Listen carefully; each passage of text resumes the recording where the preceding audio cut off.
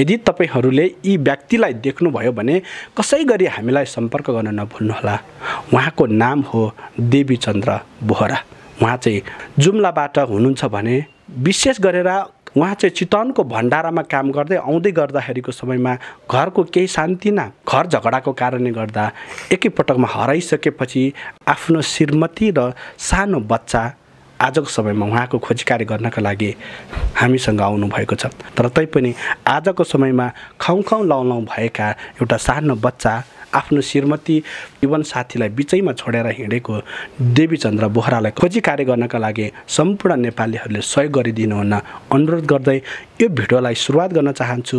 मेरो नाम हो रेशम राणा। सबैलाई नमस्ते। मेरो नाम मनमाया बोहरा हो। घर चाहिँ जुम्ला पातारासी वडा नङ 4 तिरको हो। अहिले चाहिँ काठमाडौँमा छु अनि चितवनमा बस्थ्यौँ पहिला। अनि त्यहाँदेखि बुढा हराउनु भयो अनि बिजोग भयो। बहिनी जैन भइदिए म मर्थेँ होला सायद। अनि बाबुलाई लिएर काठमाडौँमा छु अहिले। कैयौँ पीडाहरू मनमा लुकाएर हिँड्नु भएको छ आजको समयमा भने तपाईँको बच्चा भर्खरको उमेरमा चाहिँ एकदमै चाहिँ नाजुक अवस्थामा हुनुहुन्छ अहिलेको समयमा। तर योभन्दा अझ विशेष कुरा म जोड्न चाहन्छु।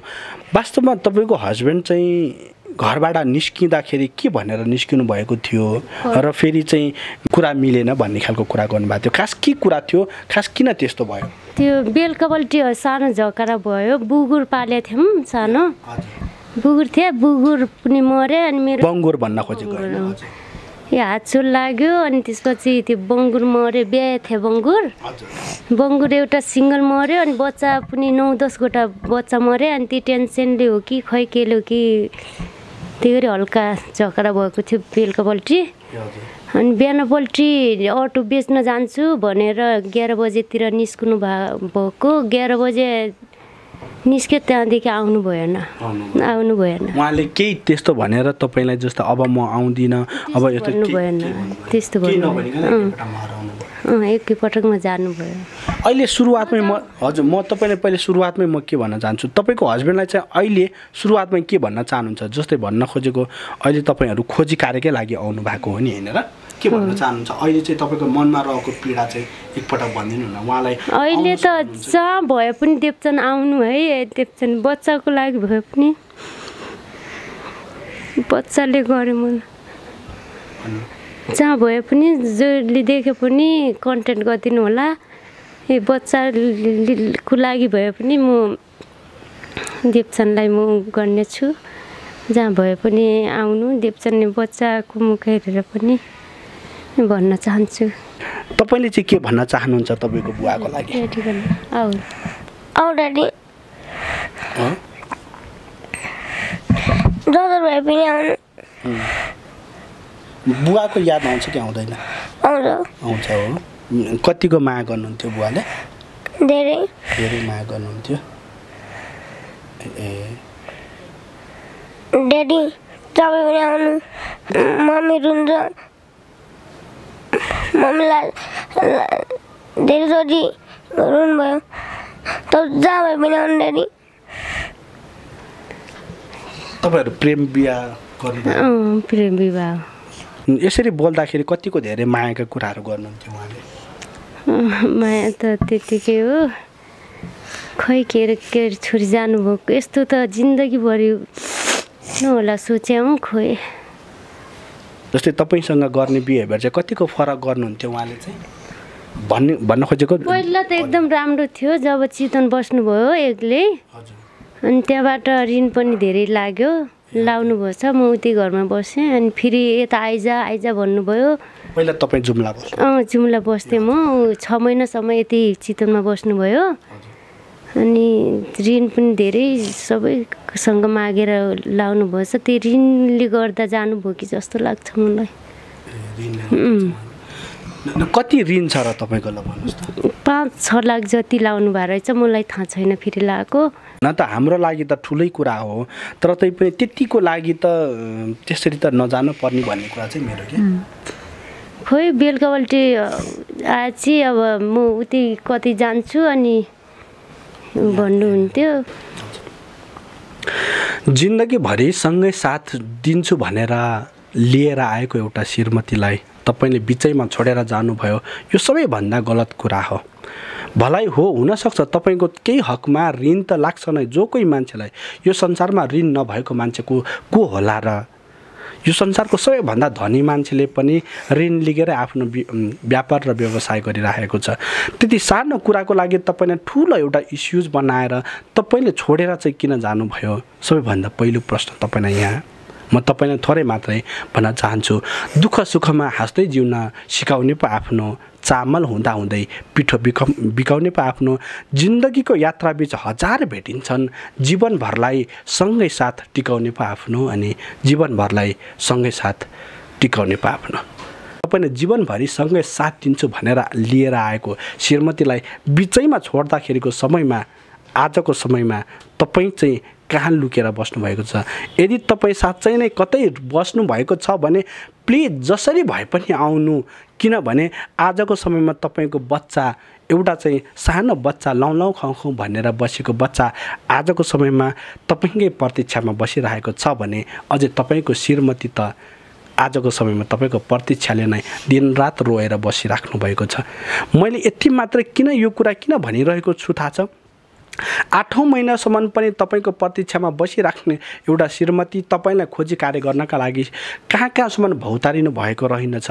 आजको समयमा यहाँनिर कुरा गर्ने हो भने नि तपाईँलाई खोजी कार्य गर्नका लागि तपाईँको एउटा चाहिँ उहाँको दाइदेखि लिएर उहाँको बुवा, खुद आफै पनि ससुरा बुवादेखि लिएर सबै मान्छेहरू जम्मा भएर तपाईँको खोजी कार्य गर्नका लागि विभिन्न ठाउँमा, नेपालको अझै काठमाडौँको यस्तो ठुलो सहरमा आएर तपाईँको खोजी कार्य गर्नका लागि कहिले मिडियातिर भाग्नुभयो, कहिले चाहिँ ज्ञानेन्द्र साई अझै विशेष गरेर उहाँको चाहिँ कार्यालयसम्म पुग्नुभयो, कहिले नेपाल प्रहरीसम्म सबै ठाउँमा पुग्नुभयो।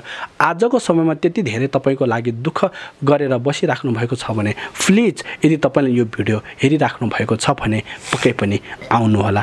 उहाँलाई म थोरै जोड्न चाहन्छु, 8औं महिनासम्म तपाईँले चाहिँ खोजी कार्य गर्नुभयो या भएन, के छ त्यसमा? त्यो त खोज्यौँ, यता के अरे चौकीमा गयौँ, अनि यता झाङ्ग्रीतिर पनि गयौँ। झाङ्ग्रीतिर पनि लगभग 3 महिना जति उतै धायौँ हामीले। उता झाङ्ग्रीतिर गयौँ, कता गयौँ जान त। नेपाल प्रहरीमा उजुरीदेखि लिएर कहाँ दिनुभएको थियो? उजुरी उता भण्डारा दियौँ 2 ठाउँ, अनि यता के अरे यता ज्ञानेन्द्र साई त्यहाँ पनि पुग्यौँ। अनि जो कोही फोनै उठाएनन् कोहीले, अद्दल मिडियाले, अनि त्यही भएर यता माथि आफै गएर अस्ति एकजना दाइलाई भेटेर अनि फेरि आज हालिदिउँला भन्नुहुन्छ समाचार। के गर्नुहुन्छ? तपाईँहरूको डिस्कस चाहिँ के विषयमा भएको थियो त्यतिखेरसम्म? डिस्कस त्यही बुङ्गुरको लागि भएको थियो। बुङ्गुर अटो चलाउनुहुन्थ्यो, बुङ्गुर मऱ्यो जब 1 हप्ता अगाडि नै भयो, बिस्मारी गर्नुभयो। अहिले म त्यो भन्न सक्दिनँ दिपचन, म ती कुरा गर्न सक्दिनँ। जहाँ भए पनि बच्चाको लागि भए पनि फर्किदिए हुन्छ। त्यो अरू पीडा अरू त मनमै छ, तर भन्न सक्दिनँ। 9 वर्ष पछाडि जन्मिएको बच्चा हो। पहिला पनि धेरै दुःख भयो, दबाई गर्न यताउति गर्न इन्डिया पुगेनौँ कि लेकको च्याउ गरेर पनि बच्चा जन्मियो। अहिले बच्चाको लागि भने आइडियली हुने हुन्छ। बच्चाको लागि बच्चाको लागि यस्तै गर्नु थियो भने बच्चा 9 वर्षसम्म बच्चै भएन, त्यतिखेर छोडिदिए को भइदिए भए पनि त हुन्थ्यो। बच्चाको लागि भयो। बिचमा छोडेर हराउँला भन्ने तपाईँलाई लाग्यो? त्यो त जिन्दगीभरि सोचेको पनि थिएन, भयो। अब के गर्नु, म आउने पनि थिइनँ। उसले आइज यता आइज भने घरमा सबै अलिअलि भएको सबै अरूलाई जिम्मा दिएर आएको। अलिकति छ त्यो जग्गा पनि, जग्गा गाई अरू गोरुहरू सबै बाबाहरूलाई दिएर सबै विवादै छ। घरमा विवाद भयो, चितनको चितन विवाद भयो, आफू कता जानुभयो। अहिले 2 माछालाई यस्तो इजै बहिनी नभइदिएको यता गाह्रो भएको छ। अहिले चाहिँ ज्वाइँहरूको रुममा बसेको छु। पीडा कस्तो हुँदो रहेछ? पीडा त बहिनीलाई सोधे थाहा हुन्छ होला, म भन्न सक्दिनँ। बहिनीको पनि थाहा छ सबै।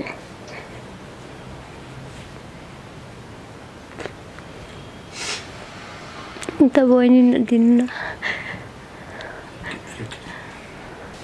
नरहेको कुनै दिन पनि छैन सर अब के गर्नु बच्चाको लागि पनि बच्चालाई पनि हेर्नै सक्दिनँ बच्चाले गर्दा पनि एकदमै भयो सबैलाई नमस्ते जसरी बिहानी बिनाले एकचोटि अब बाबाको लागि भ्या पनि जहाँ बिहानी कुना काप्चा जहाँ इन्डिया अब कतै भ्या पनि अब दिदीको अब यस्तो बिचोली बच्चा बिचोली छ जहाँ बिहान एकचोटि आइदिनु पर्यो अब यत्रो सानो बच्चा छ अब 9 महिना पछि के जन्माएको बच्चा अहिले भोलि कोहीले हुर्काइदिने कोहीले पालिदिने कोहीले लेखाइदिने अब एउटै बच्चा छ अब हात काटिया छ त्यत्रो काम गर्न सक्नुहुन्न दिदीले अब भोलि फेरि काम कोहीले गरिदिने र पालिदिने अहिले त हामी छौँ अहिले जस्तो भए पनि अब हामीले आटो खाए पनि अब खुवाएको छौँ होइन अहिलेसम्म अब यहाँदेखि पछाडि हामी अब धेरै बच्चा ठुलो अहिले अब भोलि बच्चा अब ठुलो हुर्कुनै जाला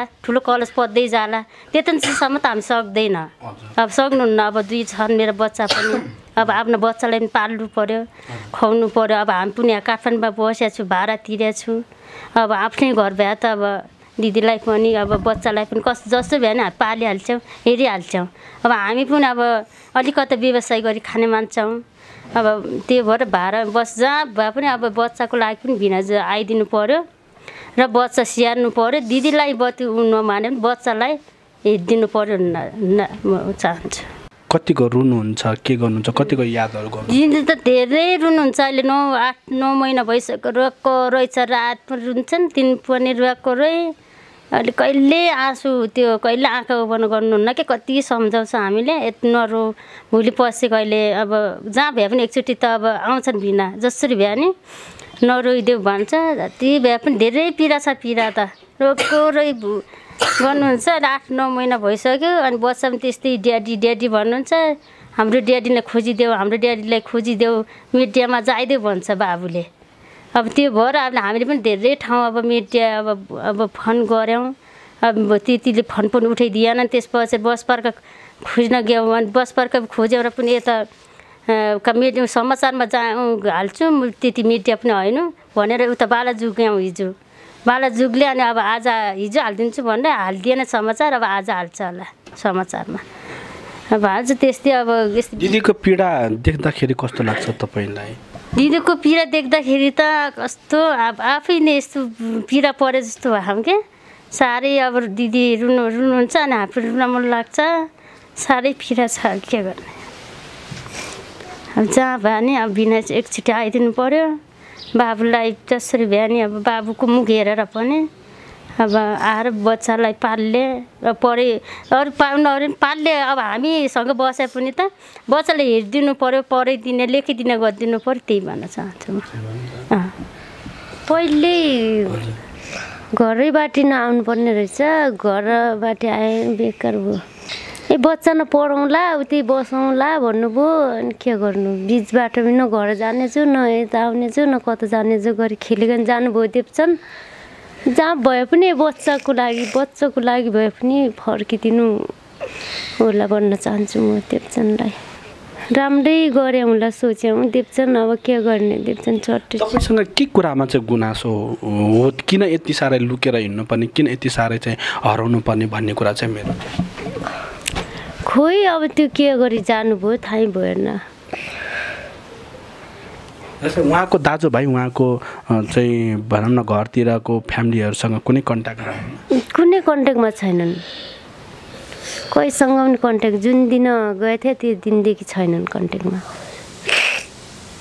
उहाँले चाहिँ तपाईँलाई धोका दिएर जानुभएको कि कुन हिसाबले मैले चाहिँ यो अलिकति बुझ्न गाह्रो भयो त्यो धोकै दिएर जानुभयो जस्तो लाग्छ हो के गर्ने मोबाइल हातको मोबाइल मेरो मोबाइल पनि लगेर आफ्नो मोबाइल लगेर पैसा पनि 1 रुपियाँ पनि छुट्दिनु भएको थिएन केही छैन 1 रुपियाँ पनि थिएन मेरो मोबाइल आफ्नो 2टै मोबाइल लगेर जानुभयो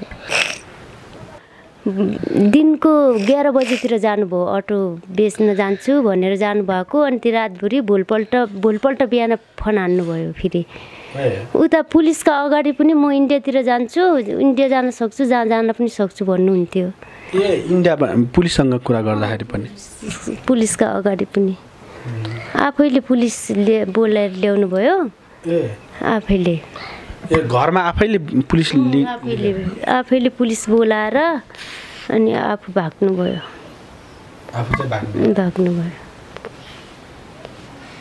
त्यो 5 लाखमा जस्तै तपाईँलाई ऋण चाहिँ जस्तै कसैले माग्दै आउनु भयो होला तपाईँ एउटा महिला मान्छे तपाईँको अहिले काम गर्ने सिचुएसन पनि छैन कस्तो छ त्यो त एकदम गाह्रो भइरह अब बहिनीको घरमा बस्यौँ घर जाऊँ भने नि अब त्यो ऋण माग्ने नि उसले ल्याएको ऋण हो त्यो बुगुरको लागि अब घर जाऊँ भने नि कसरी जानु अब त्यो उसको गएर उति बुढा हराएर आयो भन्लान् गाउँको मान्छेले सबैले घर जाऊँ भने नि कसरी जानु फेरि हात पनि त्यहीँ चोट लाग्यो हातको पनि समस्या छ केही गर्न पनि सक्दिनँ घरमा गएर पनि के गर्ने जेप्चन थाहा होला सबै कुरा जहाँ भए नि फर्किदिनु चाहन्छु म हजारौँ सपनाहरू बिचैमा तु आएर गएको छ सबै सपना चङ्गाचुट भयो के गर्ने सर बच्चा न पढाउँला लेखौँला भनेर ल्याउनु भयो अहिले बिच बाटोमा न यता भयो त्यो बाटोमा छाडेर जानुभयो के गर्ने अब तपाईँले चाहिँ के भन्न चाहनुहुन्छ तपाईँको बिना अब मैले अब भिनाजुलाई अब जसरी पनि कहाँ हुनुहुन्छ आइदिनु पऱ्यो होइन एकचोटि बच्चाको लागि भए पनि अब भोलि समाजले के भन्ला भोलि त्यस्तो एउटा बच्चा पनि पाल्न नसकेर भाग्यो अब भन्लान् भोलि समाजले अझै पनि भनिहाल्लान् गाउँमा है अब त्यही भएर जहाँबाट भ्यान एकचोटि बच्चाको लागि भ्यान श्रीमतीको लागि भ्यान एकचोटि आइदिनु पऱ्यो अब बच्चा भोलि अब सानो छ बच्चा अलि थाहा पाउनु भएको छैन अहिले ड्याडी भनेको छ भोलि अब अहिले नआयो भने भोलि पढ्न पुग्ने अब भोलि नागरिकता चाहिन्छ बाबुको अब नागरिकता कोहीले गरिदिन्छ अब बाबा नहुन्जेसम्म नागरिकता बन्नुहुँदैन नागरिकता चाहियो भोलि बाबुको अब बाबुलाई पाल्नु पऱ्यो पढाउनु पऱ्यो हुर्काउनु पऱ्यो आर्थिक आउँछ सबै कमजोरी छ अहिले दिदीको पैसा छैन ऋणले थोपरेको छ सबै ऋण छ अहिले सुखको पैसा छैन अहिले हामीले अहिले आफूले नखाएर अब उँगो नगरे पनि अहिले बच्चाले अहिले स्कुल हालिदिएको छु अहिले हामी सिन्ज पढाला भोलि हामी ठुल्ठुलो कलेज हामी पढाउन सक्दैनौँ त्यसैले अब जहाँबाट भए पनि एकचोटि जसरी भए पनि त्यो बच्चाको लागि भए पनि आइदिनु पऱ्यो आएर अब बच्चालाई अब घर अब है अब घरै नगए पनि यतै बसेर पनि व्यवसाय गरेर पनि होइन बच्चाले पालेर बच्चालाई पढाइदिनु पऱ्यो त्यही भन्न चाहन्छु भन्न खोजेको जस्तै यो कारणले गर्दा म नआएको हुनसक्छ जस्तै कुनै तपाईँसँग कुनै गुनासो छ कि जस्तै चित्त बुझ्या छैन कि भन्ने खालको कुराहरू भयो उसको हजुर जे गुनासो भए पनि आएर यहीँ गरौँला होइन यहीँ भेट्यो भने सबै गरौँला मेरो चित्त नबुझे नि भनौँला तपाईँको चित्त नबुझे म भनौँला समदेखि आएर नि बच्चाको अगाडि उभिदिएली होइजाने थियो कि जे कुरा गरे नि यहीँ गर्दा हुँ अहिले बाहिर भयो बिजोकै अब न घर जाने जो न यहाँ बस्ने जो न कता जाने जो बिजोकै भयो घर जाऊँ भने कसरी जानु देवचन गर्न थाहा होला सबै कुरा आएर जसरी हुन्छ जस्तै नराम्रो वचन लगाएर उहाँ गुनासो गरेर त जानुभयो होइन नि मलाई होइन हजुरले कता भिनाजु चाहिँ जस्तै हराउनु भएको कारण चाहिँ तपाईँले नराम्रो गाली गरेर उहाँ होइन त्यो होइन त्यो त अब भनौँ भने म भन्न सक्दिनँ भनिहालेँ पहिले रातभरि पिटेर जानुभयो जानु त